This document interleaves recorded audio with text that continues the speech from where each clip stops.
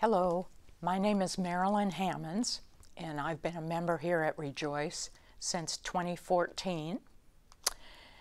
I remember the day that my first husband told me that he didn't care anymore and that he had found someone else who could make him happy and that he would be leaving and leaving me with 2 young children to raise. During those first few horrible days, I remember a few other things happening.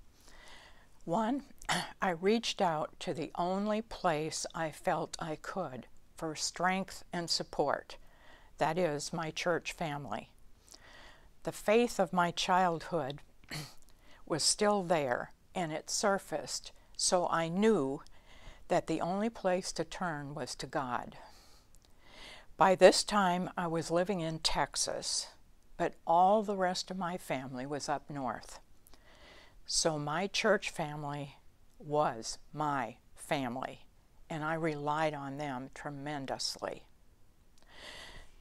The other thing that I remember happening was that when the word got out in my area, neighborhood, about my situation, the doorbell rang a couple times. First was a lady who walked across the street and said, "I heard what happened to you, and I just wanted to let you know that the same thing happened to me about a month ago, but I've been too embarrassed to tell anyone until now." I said, "Oh my gosh, come on in." She did. We cried, we prayed, and we leaned on each other a lot.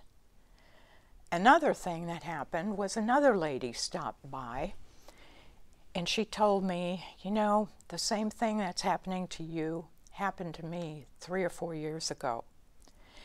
And I just wanted to share that I know how much this hurts now, but God is going to get you through this.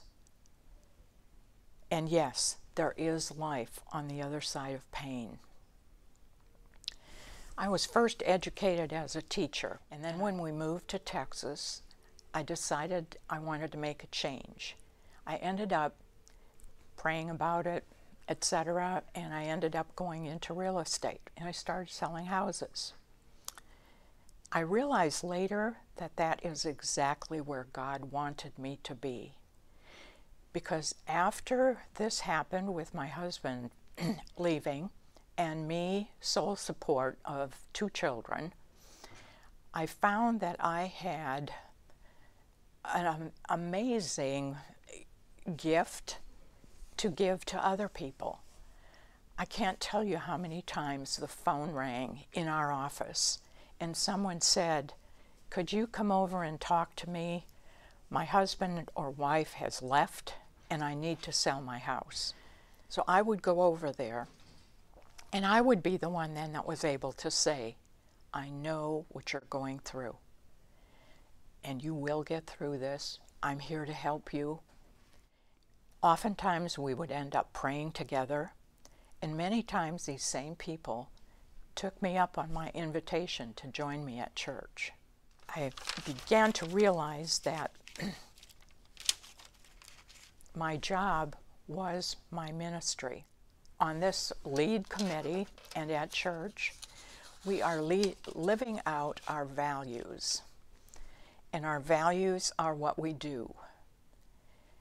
What I feel that I try to live out each and every day is the part about loving each other, and it's by caring for, praying for, and supporting each other in all phases or seasons of life. And a lot of that takes place within our church family. Thank you.